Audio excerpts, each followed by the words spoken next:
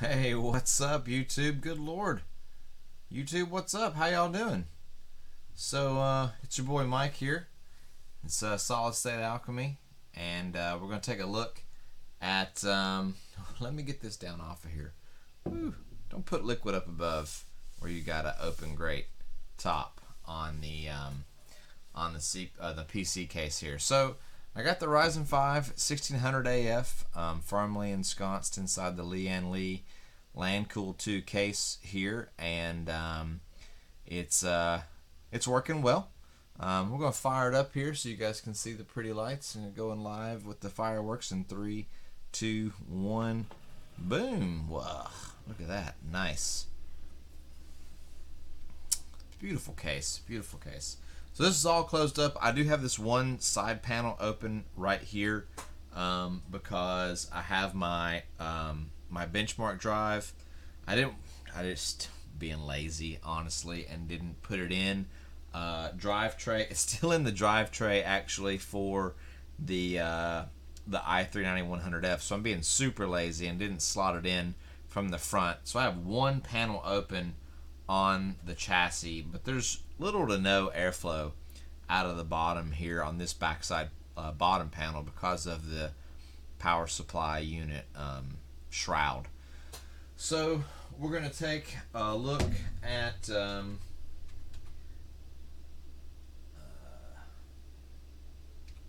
it goes. Nope. There we go. We're going to take a look at some benchmarks. I'm just going to run through some games. Just going to run through some games, some open benchmarks that are on Steam. I did make it through. Let me see. I got to mess around with the laptop that I'm actually using to stream here a little bit. So I did make it through all of the productivity benchmarks before I started the stream. So you'll have to come back to my wrap-up video to see what those turned out like for the Ryzen 5 1600 AF versus the 9100F. You know, like and subscribe for more content. But the first thing I want to fire up here on this new installation is, I'm going to minimize that and go to 3D Mark. Let's just see how well the Ryzen 5 1600 AF pushes a RX 5700, not the 5700 XT, just the 5700. Newest drivers, all Windows 10 updates installed, no overclock or anything. We're just going to see what we can get out of Firestrike. So let's go down here to Firestrike. I got to install it again. You know, you guys have heard me lament this probably in like half a dozen videos now. This is a new rebuild of my old test bench hard drive. So yeah, it doesn't save anything. Alright, so we're not going to include the demo, and we're going to run Firestrike as it stands and see how that goes. Yeah, I realized at the end of the stream last night that I didn't actually show the PC the PC that I spent an hour and a half showing you guys I was building. I turned it on and the lights came on, and that's all cool, but that doesn't mean crap really, right? The lights will all come on as long as there's juice. It doesn't mean the computer actually works. So plugged it all up to a hard drive, or to a monitor and a hard drive with an actual installation of Windows, and it has been humming along really well all day today. Like I said, I went through all the productivity benchmarks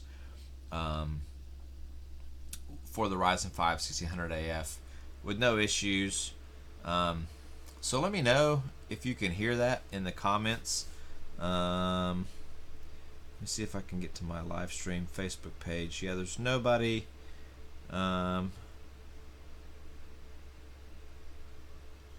There's nobody in the stream right now. That's okay.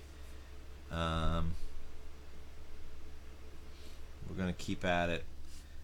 YouTube says that my resolution is not optimal, and I'm using a front-facing camera on a Microsoft Surface Book from circa 2014, so that's not really surprising that my resolution is not optimal.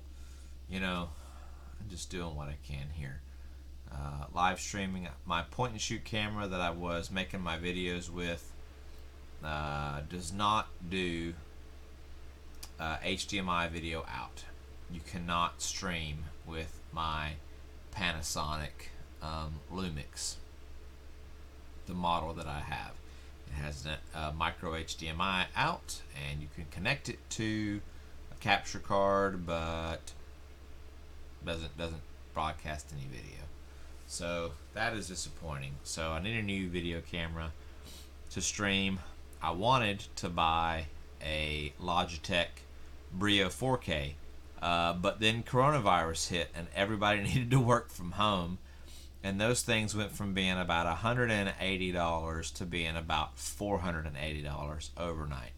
So write your senator, write your congressman, tell them about the price gouging on webcams, because it's terrible. Hopefully the audio is better than the audio on the last few streams. I know I was having really bad audio when it came to the stream where I had my desktop capture and an inset picture of me, and I was using my USB mic to capture audio on that. I know that one just went really off the rails as far as audio goes. And then the most recent stream, I guess, I had my my capture software and my microphone driver were not on the same page when it came to the bit rate. You know, I'm a computer guy. I'm not really an AV guy or an AV setup guy. So I'm having to kind of learn as I go, especially as I incorporate new and different pieces of the puzzle here for making better videos.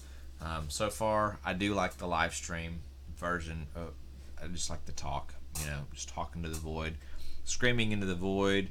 In the underbelly of the YouTube algorithm seems to be what I enjoy the most.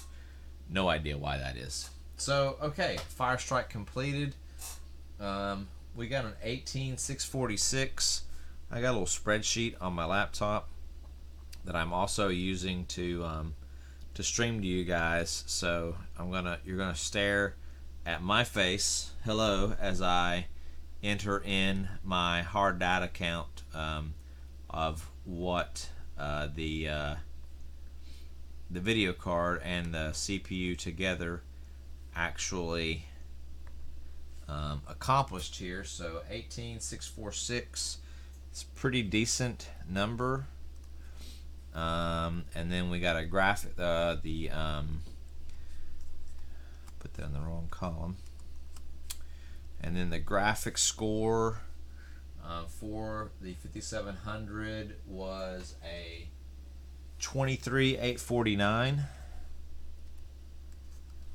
which is more than respectable, honestly. Physics at 16,481, still very respectable.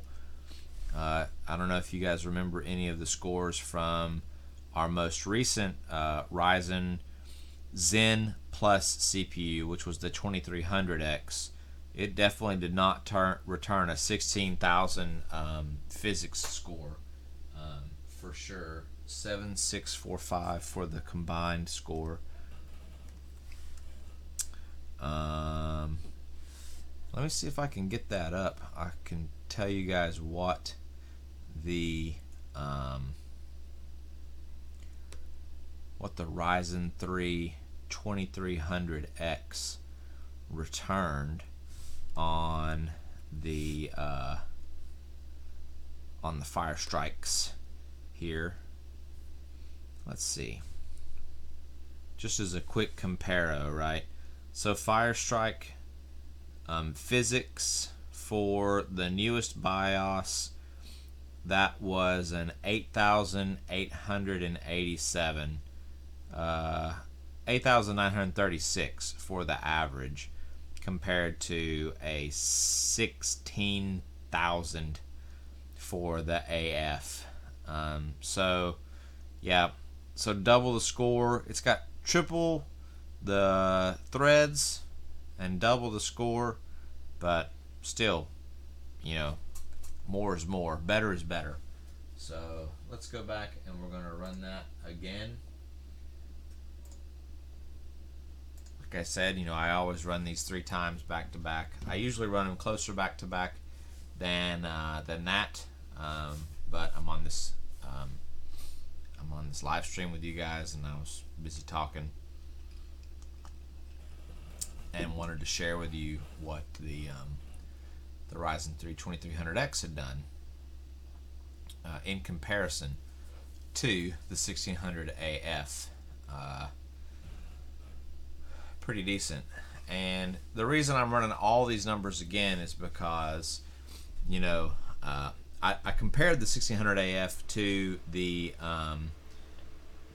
Intel's 10-year-old flagship CPU, the 980X. But when I did that, I paired the 980X and the 1600 AF with the same graphics card that is a different graphics card than what is in here. That namely, my test graphics card is typically the GTX 980 Ti Zotac Amp Extreme, and what's in here is an AMD Radeon RX 5700 by PowerColor. It's the PowerColor Red Dragon. Some interesting asides while we're waiting on this benchmark to finish running.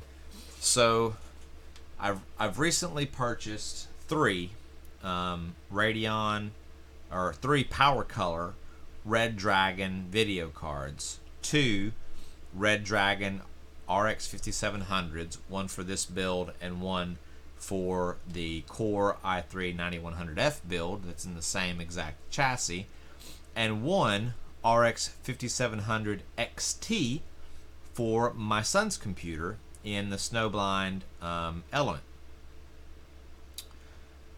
And I custom painted all 3 of those cards white, which meant I took them all 3 apart.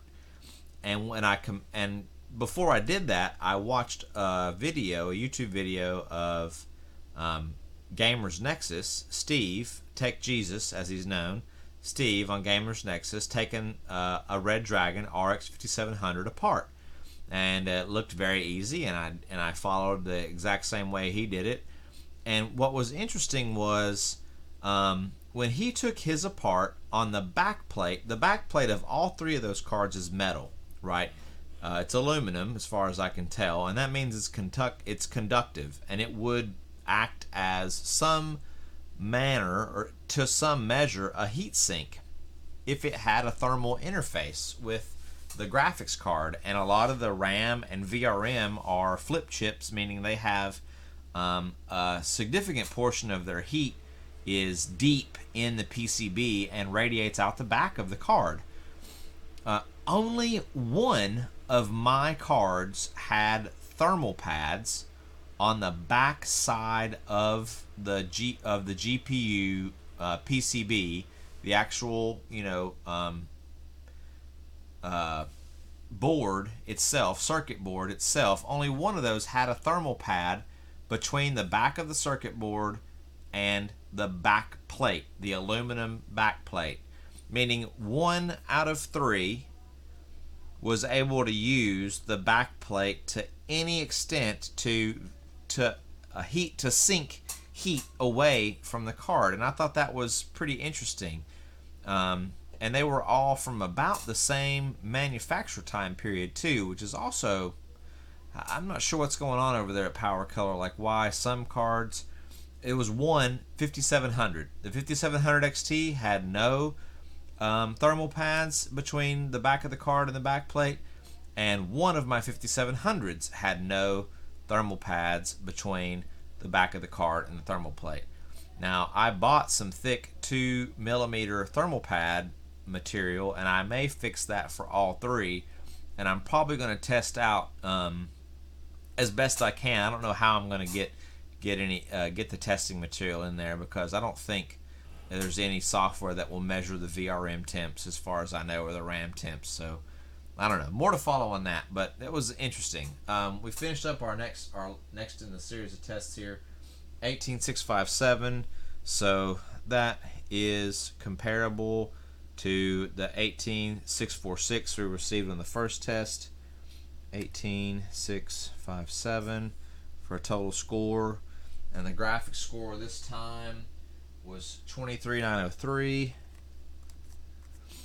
and that's yeah, within 50 points of the last one. Physics score this time around was 16470,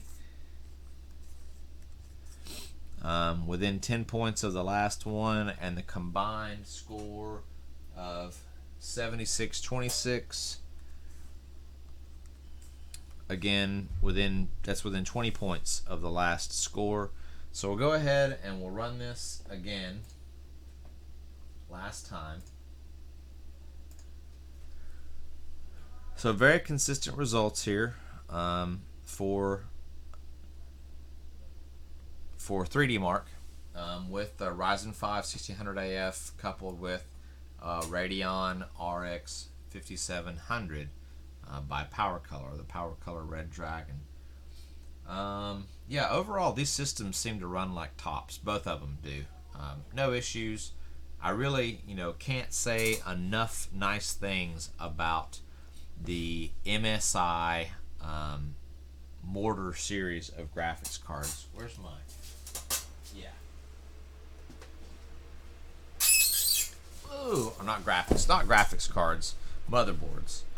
The MSI, both this B450 Mortar Titanium and the B360 Mortar Titanium that is in the Intel system, these motherboards are slick and nice. And for micro ATX, like seriously, I have built a bunch of machines on micro ATX boards, and I typically for the machines I sell, I use ASRock boards because they seem to perform be the best, budget dollar per performance or whatever. But if you want yourself a nice motherboard with nice features, micro ATX board with a good VRM and great thermals, and able to support, I would really worry about putting some I built several computers with an ASRock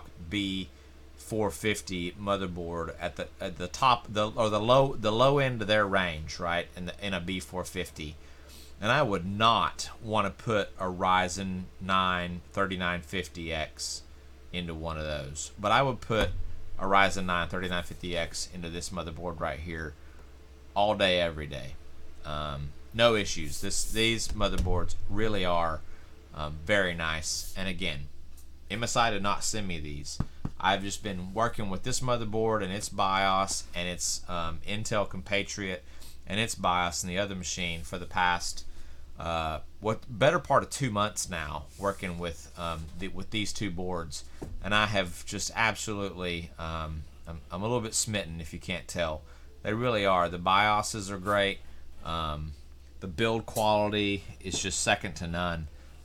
Like I said, I've built a bunch of B450 boards in B450 micro ATX machines in ASRock's, and a lot of my full ATX builds I use Gigabytes.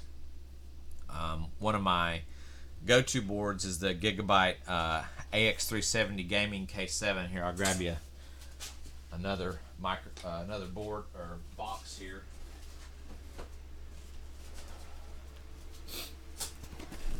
So this right here, the X370 Gaming K7, is probably it's the unsung hero of the Ryzen AM4 socketed platform. Best VRMs. Like, there's no need to buy a X570 board unless you absolutely, positively must have PCIe 4.0 for just out of this world hard drive. But if you want to be able to run 3950X stable overclocks and not spend an arm and a leg, X370 K5 by Gigabyte, he's bad. He's a bad man. All right. Last result from Firestrike is, sorry for the squeak on my chair. I need to throw some WD-40 in that. 18689 and graphics score of 23882 and physics score of 16588 and a combined score of 7658. So that gives us an average total score on Firestrike. This is all, there's no overclock supply to any of the gear. This is just out of the box settings. I haven't even, since I've updated the BIOS to the most recent BIOS, haven't touched anything. I don't even think the RAM on this is running at the XMP status right now. So total score on Firestrike is 18664. That's your average total score for 3 runs back to back. Not as back to back as I normally do them. They got a little bit more breathing room between runs. And the RX 5700, the non-XT variant, returned an average score of 23877. Those are both really respectable. But the physics score on this Ryzen 5 is pretty gnarly. 16,513. Pretty awesome physics score for an $85 CPU. That is just nuts. I just do not really know of another CPU that you can go out and purchase brand spanking new with a warranty and everything from an authorized dealer for $85 that will return that kind of score. That's wild. I mean, that's just like kind of blows my mind, you know. Good on AMD. They're bringing power to the people here. What I hope they're really doing is encouraging competition in the market. That's what we really need. Intel and AMD need to be at each other's throats, hammer and tongs. And what I really hope happens in the next year or two is somebody brings like a no joke ARM-based system CPU to a desktop PC that just gets insanely good performance per watt, and they can scale that up to like desktop PC status, because they're already trying to make inroads in mobile. They're getting there, and I hope in the next couple of years some manufacturer comes out of left field with an ARM-based PC CPU that can put AMD and Intel both, make them stagger back on their heels a little bit. That would be my dream. That would be the best for all consumers if we had a three-way run for your money. Who's better? Give it a three-way contest for consumer monies in the CPU market and GPU market, honestly. Hopefully Intel can enter the GPU market and actually give AMD and NVIDIA the business when it comes to that. But right now, value leader, I don't know how you beat the 1600 AF for $85. I mean, I have a couple of Athlon 200Gs here in the shop, and they're Retail, I think they were $50. I think the new version, the 3000 GE, is $50 retail, supposed to be. I didn't pay $50 for mine. I got them, through nefarious means. No, just Craigslist and Facebook Marketplace. I got them a couple dollars cheaper, maybe one through eBay, a couple dollars cheaper than retail. But even at double the price, right, or even at half the price of a 1600 AF, the 200G and the 3000G just don't. I don't think they hold a candle. They're dual core, 4 threads. Lots of limitations there. They're APUs, though. They do have onboard graphics, which the 1600 does not. So if you need a CPU, if you need to have an all-in-one solution with no discrete graphics while you maybe build up cash reserves to buy yourself a discrete graphics card, it is a good AM4 based platform, or AM4 platform based CPU to get you by. Get you by for a few months, while you save up the money for a discrete GPU, and a few more months while you save up the money for an actual CPU like the 1600 AF. If you've only got $50 to spend and you want a computer that will actually put an image on the screen, and you can play games, on an Athlon, on any of the new Athlons, it'll be at 720p and it'll be at all those settings and it'll be at barely 30 frames per second. But you can play games. You can play them. Kind of like GTX 480 from my last video, but without the massive heat and noise and power requirements. Yeah, kind of like that. All right, let's get to getting here. So that was Firestrike. Let's do a game before I go into any more graphic benchmarks. Let's see what I really do enjoy the graphical look, the actual visuals of the Outer Worlds. I'm not sure why. So we're going to fire up the Outer Worlds.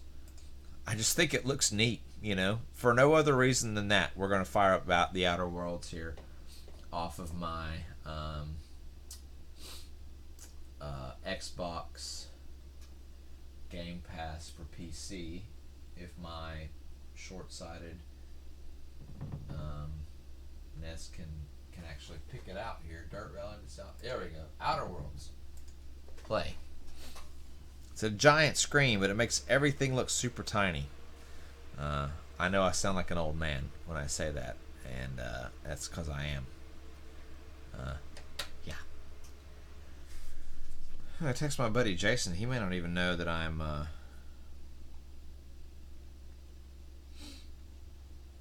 online here. He always likes to watch my streams.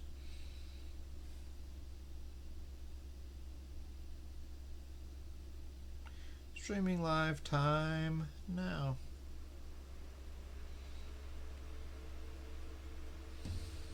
Yeah. Outer Worlds. We're going to crank it up. We're going to crank it up to 1440p ultra wide on both of these machines and see how they get after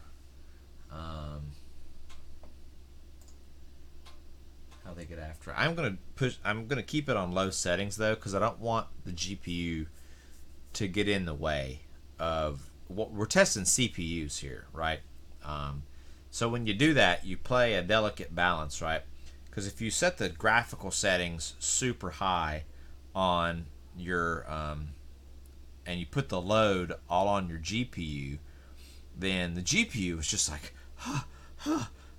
struggling to push out all this like super high detailed, high resolution, high texture pack imagery, and your CPU, your central processing unit, gets to kind of sit back and just slide a frame over to the GPU every once in a while whenever the GPU needs it. Whereas if you turn the graphical settings down a little bit, the GPU can keep up and it can churn out frames a lot faster, and your CPU, instead of getting to slide one frame over every time the GPU's like, okay, I got that one done, I'm ready for the next, you know, it has to keep up. The GPUs keep churning them out faster onto the monitor, and your CPU has to start shuffling frames, shuffling data over to the GPU faster. So that puts a more of a load on it, and that's what we want to do, right? We want to put a load on the CPU and not the GPU. The GPU is the same in both, and we're not really testing that. We're testing what's different, and that's the CPU. So I am going to go full 1440 full screen, and then, well, we have everything set to low. And I'm pretty sure a 5700 XT can run 2560 1440. I'm not going to limit the frames. There we go. That's how we're going to know if the CPU is the bottleneck. We lift the frame cap, and the GPU can only shovel frames as fast as the CPU can provide the data to the GPU, right? Especially if we're at low. Hopefully that works out. And we're going to keep, and we're going to go back, and we're going to continue.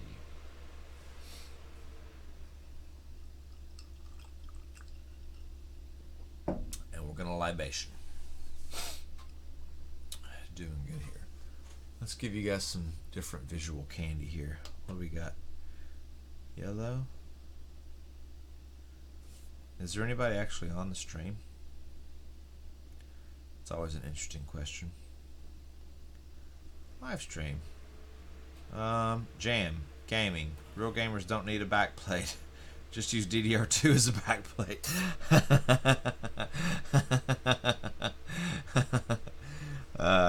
No backplates around here.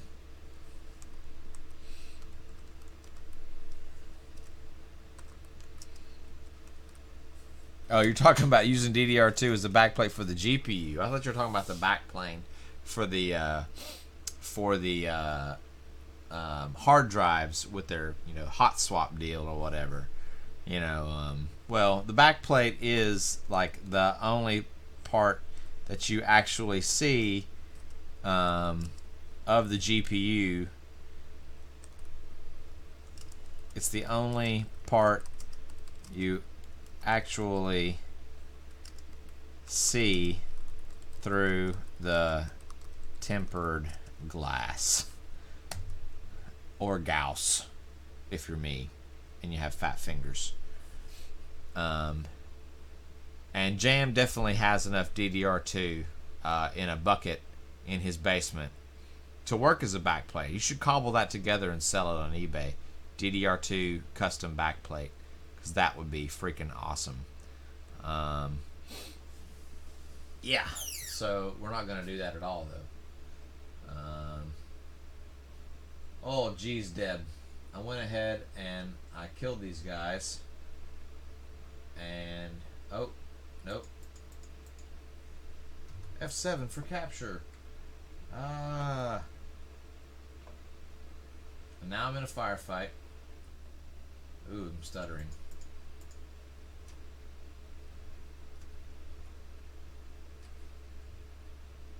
I'm in a firefight and I didn't even know what was happening. Oh, get behind this cover. There we go. I'm going to shoot this guy in the face.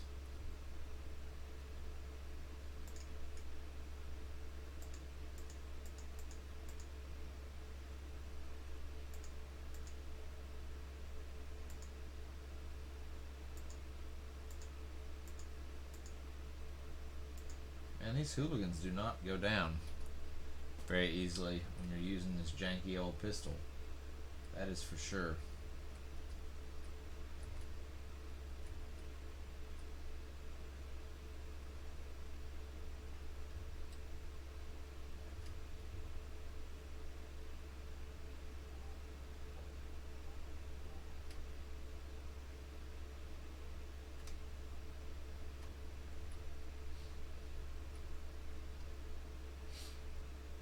Where are we at here? We're at 85 frames a second at ultra wide 1440p. It's a little stuttery, honestly, playing it. It is a little stuttery.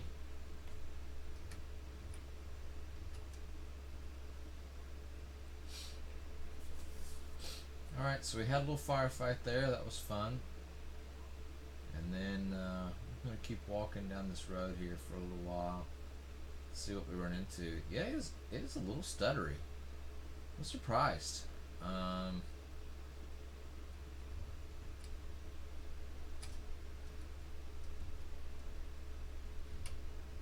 Surprised at how less than smooth it is. Well, we got a Marauder Vandal up here. I'm sure he's no fun to deal with. And we got these dang tamed canids.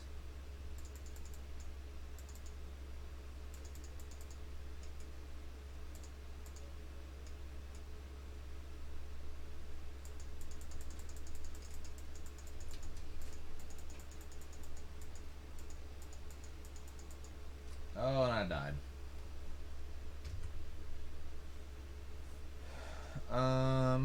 So let's see what our frame rate was for that little run right there. Felt that did not feel the smoothest, right? There was some hicks and jumps and a little bit of like chicanery there. And I'm trying to get my there we go. So let's see what our benchmark score was.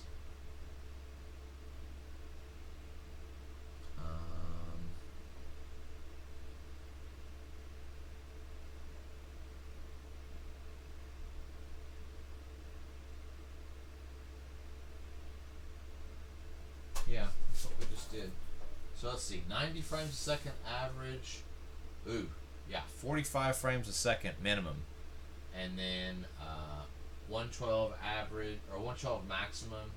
But the 1% low was 7 frames a second?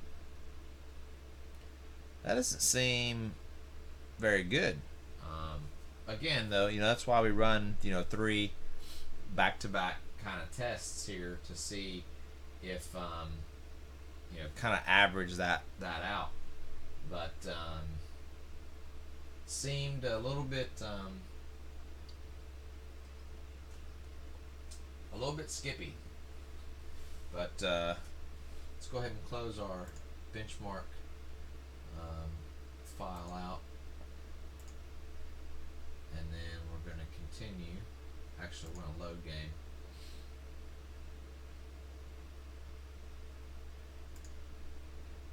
Yep. We're going to go back and run the exact same little firefight over and see how that does again, now that I know I'm in a firefight.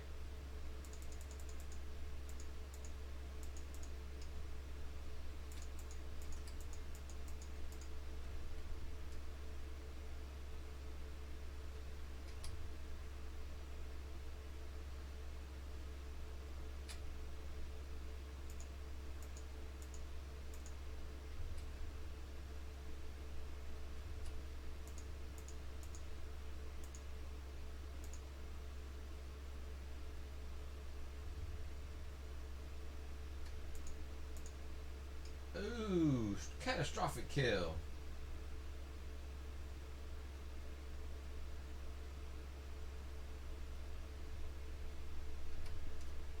Man, I hate this keyboard.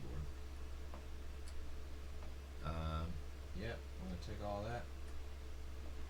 Where'd that other guy go? I'm gonna take all that.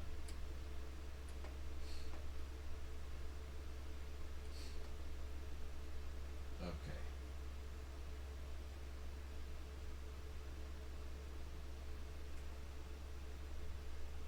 Yep, again, still getting kind of the same little hiccups and stutters here. I'm going to try and get to that same spot on this rock.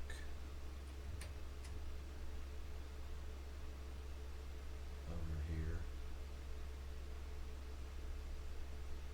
Pavardi's doing okay. Huh, they're not quite set up the exact same way as they were. try to take out this tamed canid first.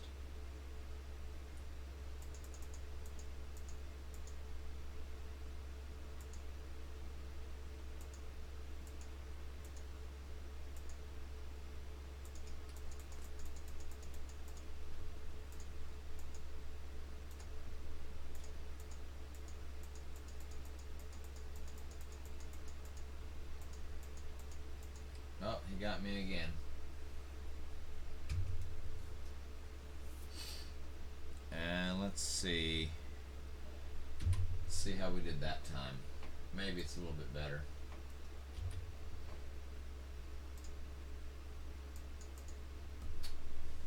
Yeah, we didn't have the nearly as bad of a 1% or 0.1% low drop on that run as we did on the first one. I think that has to do a little bit with this hard drive, with my benchmark hard drive. This is a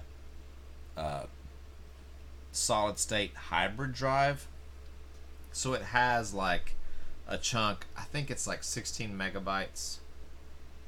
Or 16 gigabytes. I'm sorry, of solid state memory that it kind of constantly reevaluates what your most used program and files are, and stores those in the solid state part, and then the rest of the data is back here in the regular hard drive. It's kind of like having a solid state boot drive and a hard drive for storage, all in one solution. This is a 2 terabyte Seagate Firecuda. So usually it's a little bit better than this, but the first run through a game sometimes, or benchmark, depends on what I'm doing, I can have some of those like stuttery type things. But yeah, so that one, the actual average dropped a little bit, but the 0.1% lows more than doubled, and the 1% lows more than doubled. We got a 43 compared to a 14 for the 1% lows, and we got a 19.7 compared to a 7 for the 0.1% lows. Did I say that right? Yeah. But the average frame rates 84 and 96 and 90 respectively.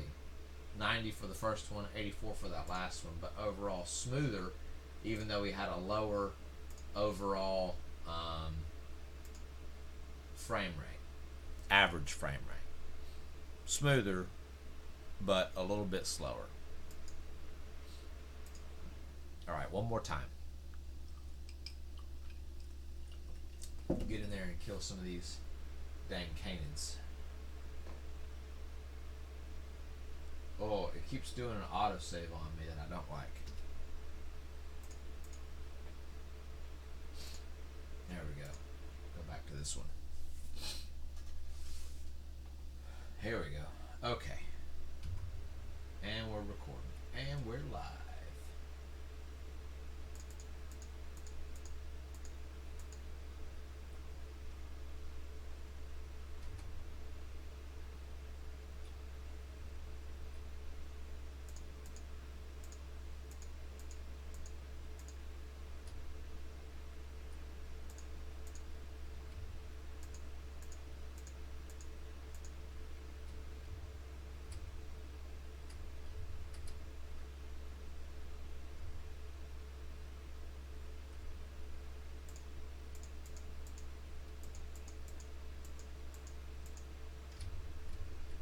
Who's getting me? Oh, this guy. Getting after me. That.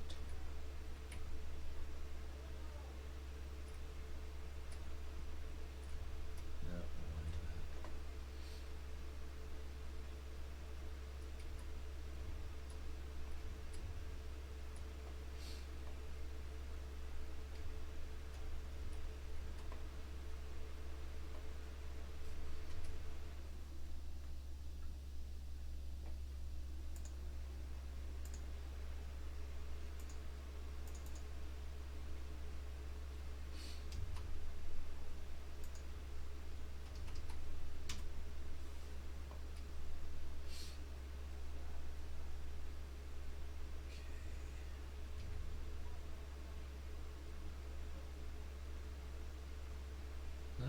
runs are perfectly the same, but it's the same overall general territory, same AI bots I'm going against every time.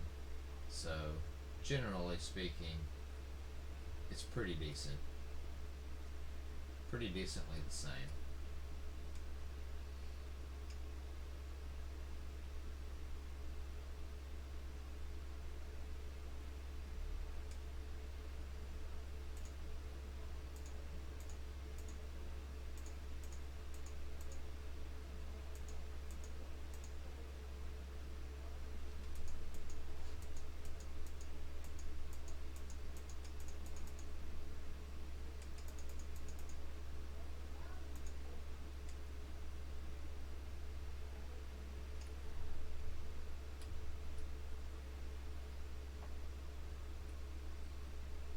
No, they got me.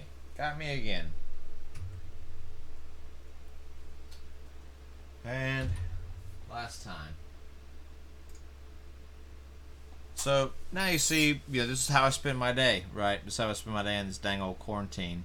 I just come down here and play video games, but I record those video games, and I see how well they actually stack up on this hardware. So let's open up our benchmark file one last time. Yeah, that was significantly better than the first and second run. Either one, right? So the last run was better. We got an average frame rate of 98.6 with a max frame rate of 233. Boy, it's going kind of crazy there. The minimums were all over the place, though. So this may require some more investigation. See what's going on here.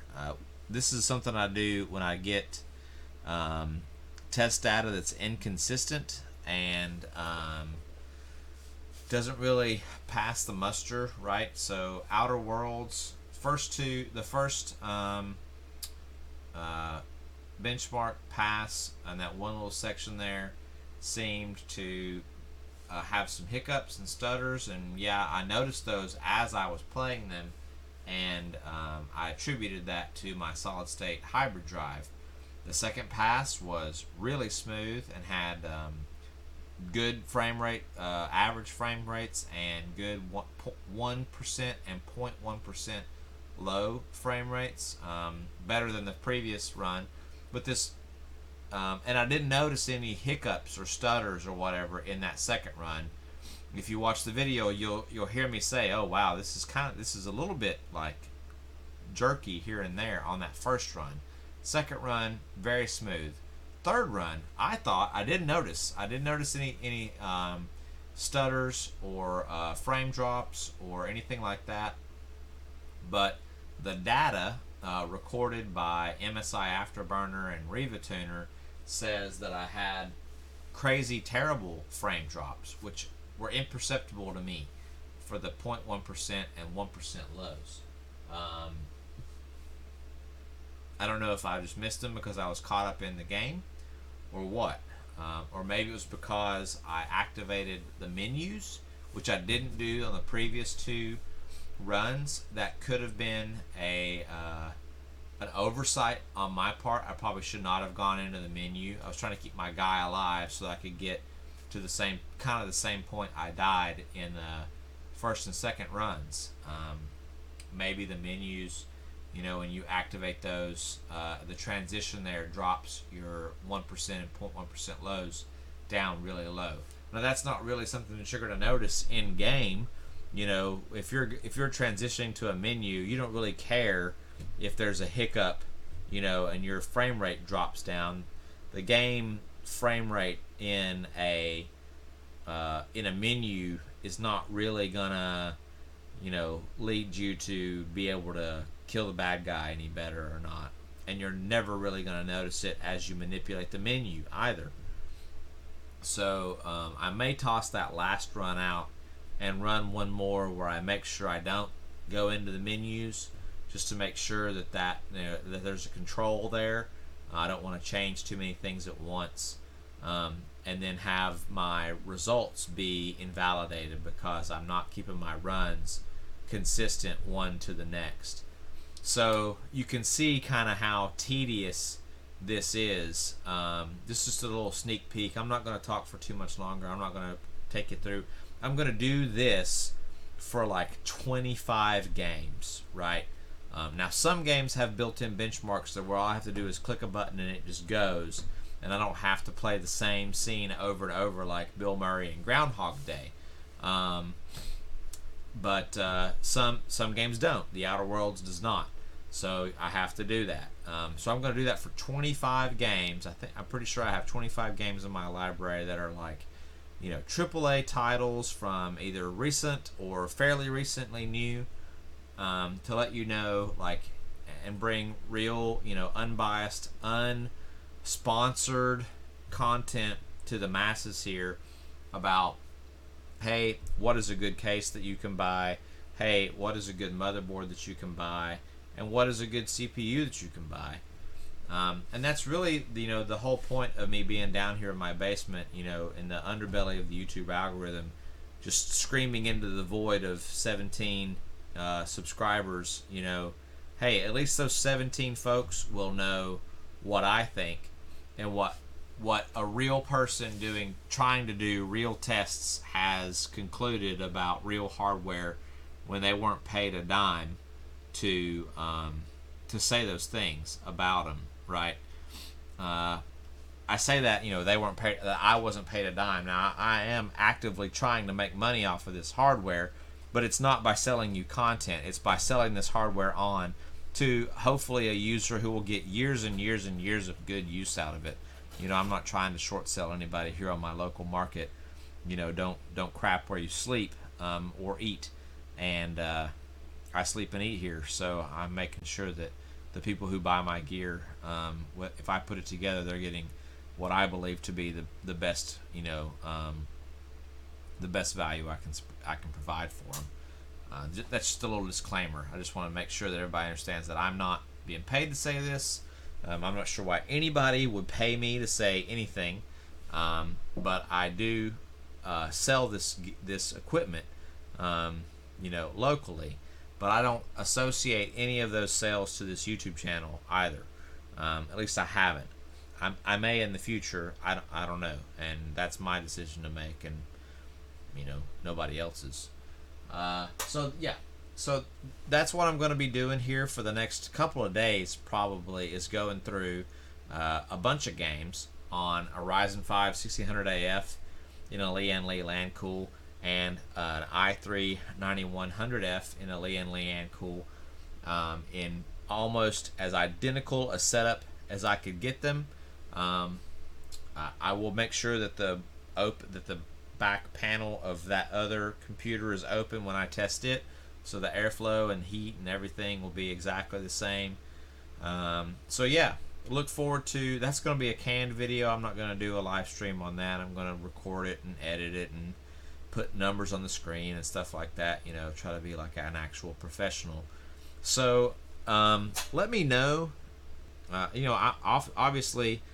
Hey, I'm gonna actually let me flip over to the stream.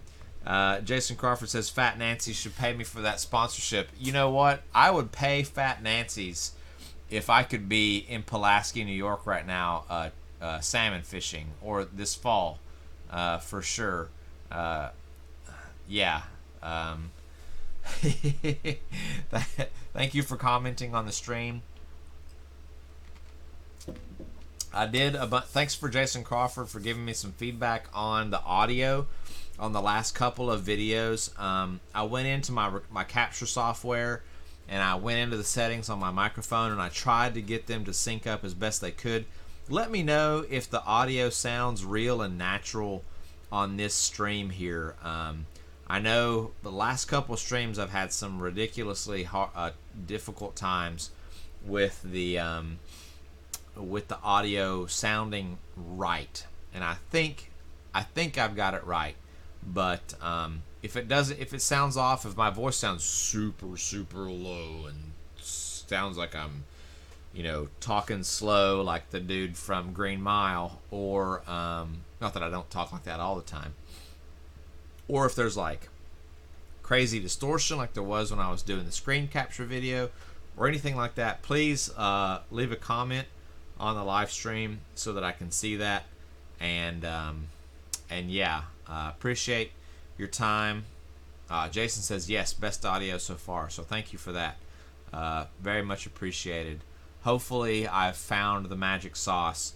Now I still don't know. I think I'm hardware limited right now for the screen capture with my video inset, basically just because of USB signal bleed over.